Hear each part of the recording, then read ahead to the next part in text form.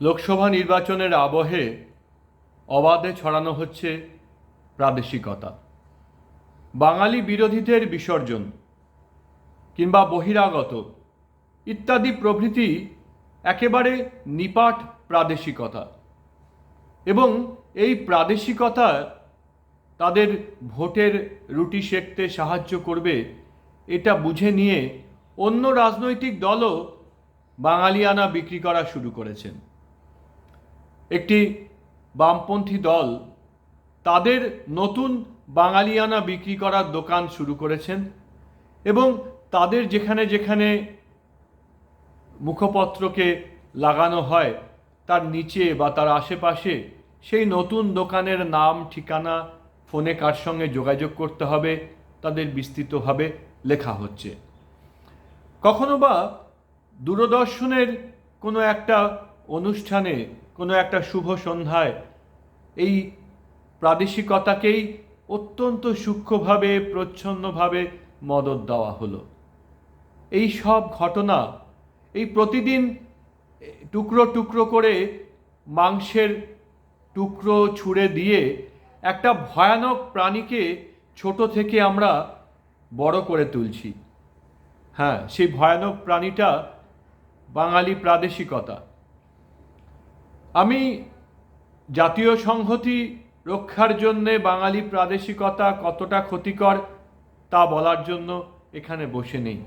আপনারা সকলেই জানেন অন্য রাজ্যের প্রাদেশিকতার মতো এ রাজ্যের প্রাদেশিকতাও ভারতবর্ষের, আমাদের প্রিয় ভারতবর্ষকে কতটা ক্ষতিগ্রস্ত করবে। কিন্তু তার সঙ্গে আরও একটা বড় ক্ষতি হবে, সেটা হচ্ছে বিলুপ্ত হয়ে যাবে বাঙালি হিন্দুর অস্তিত্ব। বাঙালি হিন্দু 1941 সাল নাগাদ ব্রিটিশ বেঙ্গল এবং তার সঙ্গে দেশীয় রাজ্যগুলোতে বাংলাভাষী হিন্দুর সংখ্যা প্রায় 46% ছিল।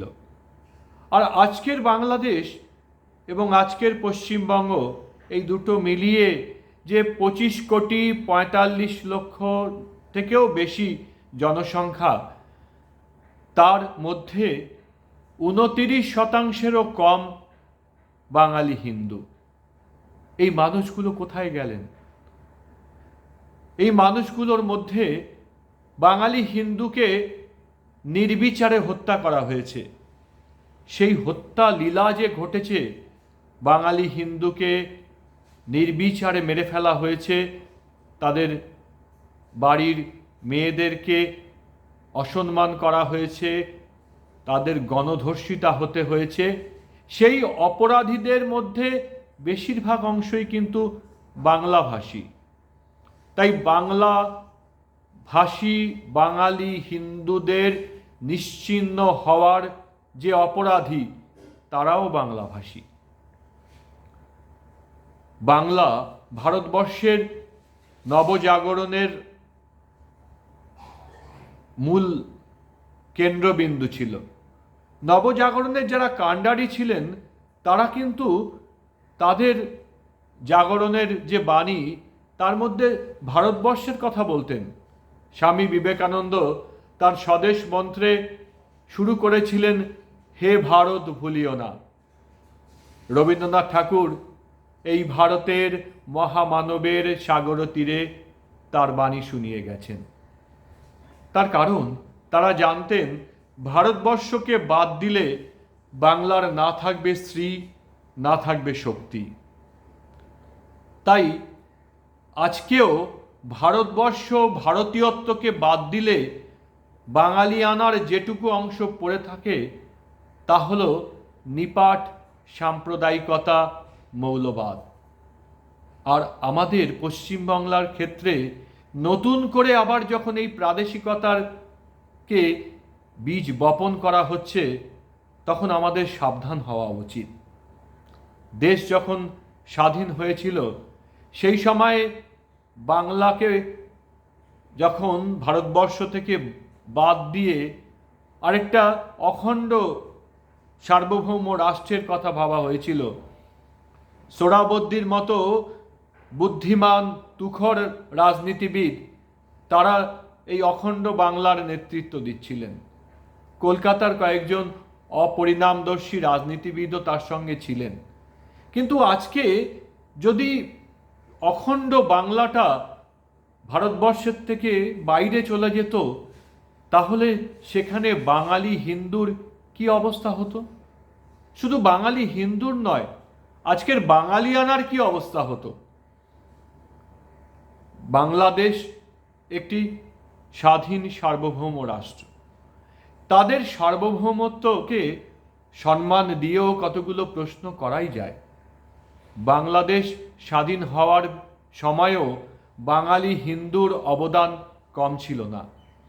কিন্তু বাংলাদেশ স্বাধীন হওয়ার পরে বাংলাদেশ তার নিজের রাষ্ট্রধর্ম ঘোষণা করলেন এবং বাংলাদেশের রাষ্ট্রধর্ম ইসলাম হওয়ার পরে যে অত্যাচার আগে পূর্ব পাকিস্তানে হচ্ছিল, বাংলাদেশেও ঠিক একইভাবে বাঙালি হিন্দু অত্যাচারিত হতে আরম্ভ করলো এবং তারা অসহায় হয়ে ভারতবর্ষে পালিয়ে আসতে শুরু করলো। একটা কথা খুব পরিষ্কার করে মনে রাখা প্রয়োজন। সেই কোন দেশে কবিতার লাইনটা মনে নেই? কোন দেশেতে তরুলতা সকল দেশের চাইতে শ্যামল। তার একটা অংশ আছে, কোথায় ডাকে দোয়েল শ্যামা ফিঙ্গে নাচে গাছে গাছে, কোথায় জলে মরাল চলে মরালি তার পিছে পিছে। কিন্তু একটা অংশ ভুলে যাই, সেই কবিতার একটি লাইন, চণ্ডীদাসের রামপ্রসাদের কণ্ঠ কোথায় বাজে রে, সেই আমাদের বাংলাদেশ আমাদেরই বাংলারে। যেখানে চণ্ডীদাসের রামপ্রসাদের কণ্ঠ বাজে না, সেইটা বাংলাদেশ নয়। সেখানে বাঙালিয়ানা, সেখানে বাঙালি ভাবনা তা থাকে না। বাংলাদেশের তিনটি প্রধান শহরের সবচেয়ে বড় তিনটি বিমানবন্দর, ঢাকা বিমানবন্দরের নাম হজরত শাহজালাল বিমানবন্দর।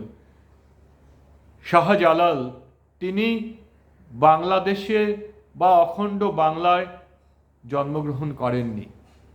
আফ্রিকাতে বা মতান্তরে তুরস্কে জন্মেছিলেন শাহজালাল এবং সম্ভবত মৃত্যুর আগের দিন পর্যন্ত তিনি বাংলা ভাষায় কথা বলতে পারতেন না।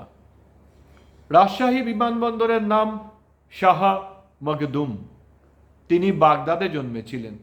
তিনিও সম্ভবত শেষ দিন পর্যন্ত বাংলা ভাষায় কথা বলতে পারতেন না।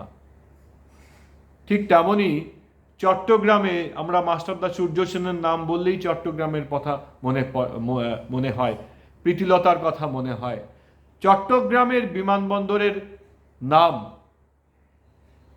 শাহ আমানত, তিনিও বাগদাদে জন্মেছিলেন এবং সম্ভবত জীবনের শেষ দিন পর্যন্ত তিনি বাংলা ভাষায় কথা বলতে পারতেন না। তাই যে ফাঁদে আমাদের ফেলা হচ্ছে, বাংলা বাঙালি অখণ্ড বাংলা, তার শেষটাতে কিন্তু বাংলা ভাষী হিন্দুর সর্বনাশটাই লেখা আছে।